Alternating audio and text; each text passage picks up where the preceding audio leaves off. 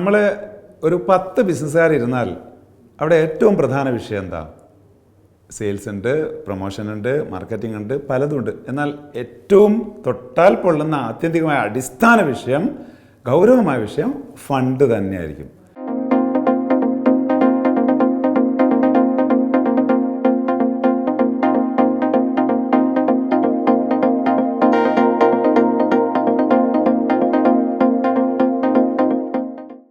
എന്നാൽ ഈ ഫണ്ടിന് വേണ്ടി നമ്മൾ ഒരുപാട് പേപ്പറുകൾ തെളിയിച്ച് എവിഡൻസ് കൊടുത്ത് നമ്മളതിനെ പാസ്സാക്കി അപ്രൂവൽ എടുത്ത് ധനകാര്യ സ്ഥാപനത്തിന് പിറകെ, ബാങ്കിന് പിറകെ ഓടാൻ നമ്മൾ എത്രയോ എഫേർട്ട് എടുക്കും. അതിന് എത്ര സമയമെടുക്കും, എന്തൊക്കെ പെടാപ്പാടും നമ്മൾ സഹിക്കും. പക്ഷേ നമ്മുടെ കൂട്ടത്തിലിരിക്കുന്ന ഫണ്ടുള്ള സ്നേഹിതന്മാർ, ഫ്രണ്ട്സ്, ഫണ്ടുള്ള കുടുംബക്കാർ, ഫണ്ടുള്ള നമുക്ക് ട്രസ്റ്റുള്ള, നമ്മളെ ട്രസ്റ്റുള്ള എത്രയോ ആളുകൾ, അവരുടെ അടുത്തേക്ക് പോകാനുള്ള നമ്മുടെ ഏറ്റവും വലിയ വൈമുഖ്യം ഏറ്റവും പ്രധാനം എന്താണ്? പലപ്പോഴും പല ബിസിനസ്സുകാരുടെയും ഇടയിലുള്ള ദുരഭിമാനം തന്നെയാണ്. ഈ ദുരഭിമാനം എന്തുകൊണ്ടാണ് ഉണ്ടാകുന്നത്? നമുക്ക് തീർത്തറിയാം. കടം തരുന്ന ബാങ്ക്, ധനകാര്യ സ്ഥാപനങ്ങൾ അവർ പലിശയാണ്, തീർച്ചയായിട്ടും പലിശ അവർക്ക് കൊടുക്കണം. അവർക്ക് EMI, കൃത്യമായ അടവുകൾ കൊടുക്കണം. ആ അടവുകളിൽ EMI തെറ്റുമ്പോൾ അതിന് പലിശ മാത്രമല്ല പിഴപ്പലിശയും, അതിൻ്റെ പിറകെ പല കെണികളും നമുക്കറിയാം, ബോധ്യമുണ്ട്. എന്നാലും അതിനൊരു സങ്കടപ്പാടുമില്ല, അതിനൊരു വിഷമവുമില്ല.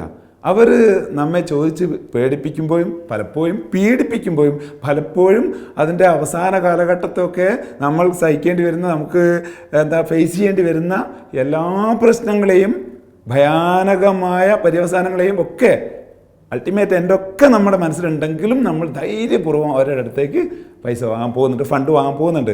എന്നാൽ ഇവർ നമുക്ക് ഫണ്ട് തരുന്ന നമ്മുടെ കൂടപ്പിറപ്പുകളോ, നമ്മൾ അറിവുള്ളവരോ, നമ്മളറിയുന്നവരോ ആയിട്ടുള്ള ആളുകൾ, അവർ പലിശയല്ല ചോദിക്കുന്നത്, അവർ ലാഭവിഹിതം ചോദിക്കും. തീർച്ചയായിട്ടും അവർ ഡിവിഡൻഡ് ചോദിക്കും. കൃത്യമായ സമയത്ത് അവരതിന് വിഷമിപ്പിച്ചുകൊണ്ടിരിക്കും. നമ്മളെ ബദ്ധപ്പാടിലും അതുപോലെ തന്നെ അവർ തിരക്കും, അതുപോലെ തിടുക്കവും ഒക്കെ കാണിച്ചുകൊണ്ടിരിക്കും. ഇതിന് നമുക്ക് സഹിക്കാൻ പറ്റുന്നില്ല, ഇതിനെ ഫേസ് ചെയ്യാൻ പറ്റുന്നില്ല. ഇത് നമ്മുടെ മനസ്സിലുള്ള ഒരു ദുരഭിമാനവും കൂടെയാണ്. കാരണം അവൻ്റെ ഫണ്ട് വാങ്ങിയിട്ട് എൻ്റെ ബിസിനസ് അങ്ങനെ സക്സസ് ആവണ്ട എന്ന ഒരു ധാർഷ്ട്യമുള്ള മനസ്സുള്ള പല ബിസിനസ്സുകാരെയും എനിക്കറിയാം. അതുകൊണ്ടുകൂടിയാണ് ഞാൻ പറയുന്നത്. തീർച്ചയായിട്ടും dear friends, dear business friends, ഇതെല്ലാം നമ്മൾ മാറ്റി വെച്ചിട്ട് ഇന്നത്തെ ഏറ്റവും വിഷമസന്ധി, നമുക്ക് നമ്മുടെ സംരംഭത്തിൻ്റെ ജീവൻ നിലനിർത്തുക, അതിനെ ഏതെങ്കിലും നിലയ്ക്ക് അതിനെ മുന്നോട്ട് കൊണ്ടുവരിക, അത് വളർത്തുക, അത് മുന്നോട്ട് നയിക്കുക എന്ന ഏറ്റവും വലിയ ഉത്തരവാദിത്വം, ഭാരമാണ് നമ്മുടെ തലയ്ക്കുള്ളത്. അതുകൊണ്ട് തന്നെ ഫണ്ട് നമുക്ക് വാങ്ങാവുന്ന ഏറ്റവും ലളിതമായ, ഏറ്റവും എളുപ്പമുള്ള മാർഗങ്ങൾ നമ്മൾ സ്വീകരിക്കുക എന്നുള്ളതാണ് ഇവിടെ ഏറ്റവും നമുക്ക് കരണീയമായ ഏറ്റവും നല്ല മാർഗം.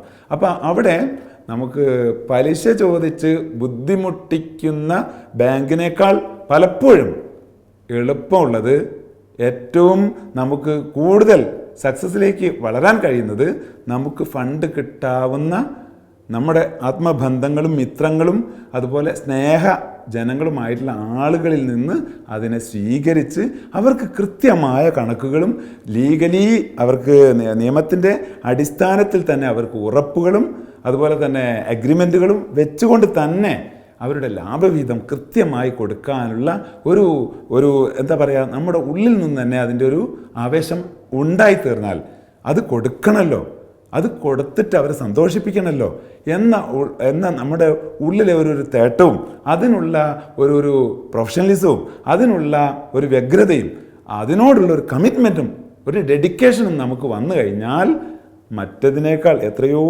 ഭേദം ഇതാണ് എന്ന് തെളിയിച്ച ഒരുപാട് ബിസിനസ്സുകാരെ അറിയാവുന്ന ഒരാൾ കൂടെയാണ് ഞാൻ. അതുകൊണ്ട് തന്നെയാണ് ഇത് ഇത്രയും വ്യക്തമായിട്ട് ഒരിക്കൽ കൂടെ നമുക്കറിയാവുന്ന സത്യം ഒരിക്കൽ കൂടെ വിളിച്ച് പറയണമെന്ന് തോന്നുന്നത്.